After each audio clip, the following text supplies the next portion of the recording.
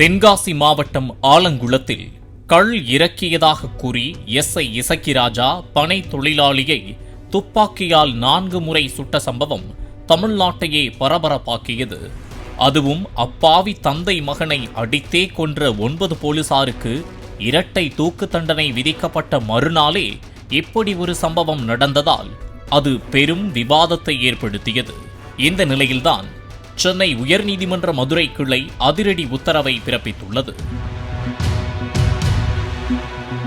அதாவது, துப்பாக்கிச் சூட்டிற்கு பிறகு மருத்துவமனையில் சிகிச்சைக்கு அட்மிட் ஆன பனை தொழிலாளி மணிகண்டனின் வாக்குமூலத்தை பதிவு செய்யாத ஆலங்குளம் போலீசார் மணிகண்டன் தன்னை தாக்கியதாக எஸ்ஐ இசக்கிராஜா கொடுத்த வாக்குமூலத்தின் அடிப்படையில் துப்பாக்கிச் சூட்டிற்கு ஆளான மணிகண்டன் மீது வழக்கு பதிவு செய்தனர்.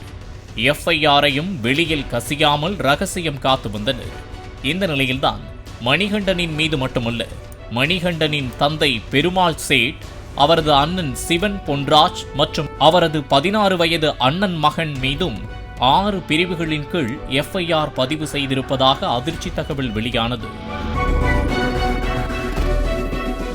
ஆபாசமாக பேசுதல், கொலை முயற்சி, பயங்கர காயம் ஏற்படுத்துதல், ஆயுதங்கள் கொண்டு தாக்கி காயம் ஏற்படுத்துதல், அரசு ஊழியரை பணி செய்ய விடாமல் தடுத்தல், தடை செய்யப்பட்ட மதுபானம் விற்பனை செய்தல் உள்ளிட்ட பிரிவுகளின் கீழ் வழக்கு பதிவு செய்யப்பட்டிருப்பதால் தான் எஃப்ஐஆரை ஆலங்குளம் போலீசார் ரகசியமாக வைத்திருப்பதாகவும் கூறப்பட்டது.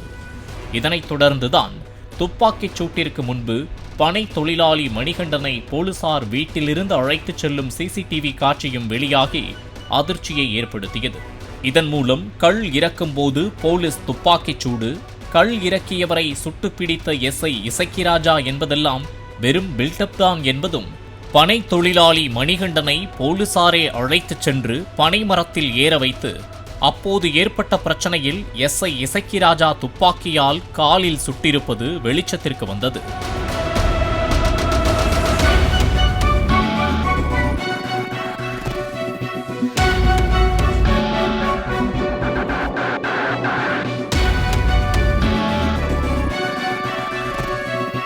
இந்த நிலையில்தான் பனை தொழிலாளி மணிகண்டனின் தந்தை பெருமாள் சேட் சென்னை உயர்நீதிமன்ற மதுரை கிளையில் மனு ஒன்றை தாக்கல் செய்திருந்தார். அதில், எனது மகன் மணிகண்டன் பனைமரம் ஏறி பதநீர் இறக்கும் தொழில் செய்து வருகிறார். கடந்த 2026 ஏப்ரல் 7ஆம் தேதி ஆலங்குளம் காவல் நிலைய சார்பு ஆய்வாளர் இசக்கிராஜா மற்றும் சில போலீசார் சீருடை அணியாமல் பெருமாள் சேட்டின் வீட்டிற்கு சென்றுள்ளனர். அவர்கள் மணிகண்டனை பனை தோப்பிற்கு அழைத்துச் சென்று மரத்தில் கட்டப்பட்டுள்ள பானைகளில் கல் உள்ளதா அல்லது பதநீர் உள்ளதா என சோதிக்க கட்டாயப்படுத்தியுள்ளனர். மணிகண்டன் மரம் ஏறும்போது சார்பு ஆய்வாளர் அவரை சாதி பெயரை சொல்லி திட்டியதாக கூறப்படுகிறது. இதனை பெருமாள் சேட் மற்றும் அவரது பேத்தி தட்டி கேட்டபோது அவர்களையும் போலீசார் மிரட்டியுள்ளனர். மரத்திலிருந்து இறங்கி வந்து தடுத்த மணிகண்டனை சார்பு ஆய்வாளர் துப்பாக்கியால் சுட்டார். இதில் மணிகண்டனின் 2 கால்களிலும் பலத்த காயம் ஏற்பட்டு அவர் மருத்துவமனையில் அனுமதிக்கப்பட்டார். இந்த வழக்கை தமிழக போலீசார் விசாரணை செய்தால் எங்களுக்கு நியாயம் கிடைக்காது. எனவே இந்த சம்பவம் தொடர்பாக பதியப்பட்ட வழக்கை சிபிஐ அல்லது வேறு விசாரணை அமைப்பிற்கு மாற்ற வேண்டும். மேலும் தற்போது போலீசார் இந்த வழக்கை விசாரிக்க இடைக்கால தடை விதிக்க வேண்டும், அரசு உரிய இழப்பீடு வழங்க வேண்டும் என மனுவில் கூறப்பட்டிருந்தது. இந்த மனுவை விசாரித்த சென்னை உயர்நீதிமன்ற மதுரை கிளை நீதிபதி புகழேந்தி இந்த வழக்கின் ஆவணங்களை நீதிமன்றத்தில் தாக்கல் செய்ய வேண்டும். இந்த வழக்கில் புதிய உத்தரவு பிறப்பிக்கும் வரை சம்பந்தப்பட்ட போலீசார் இந்த வழக்கை விசாரணை செய்யக்கூடாது.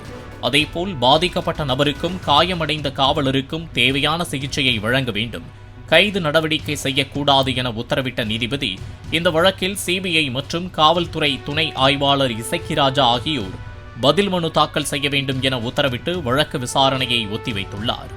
பாலிமர் செய்திகளுக்காக மதுரை செய்தியாளர் சந்திரன். பிளே ஸ்டோர் மற்றும் ஆப் ஸ்டோரில் இருந்து பாலிமர் செயலியை QR கோடு மூலம் பதிவிறக்கம் செய்யுங்கள். செய்திகளை உடனுக்குடன் பெறுங்கள்.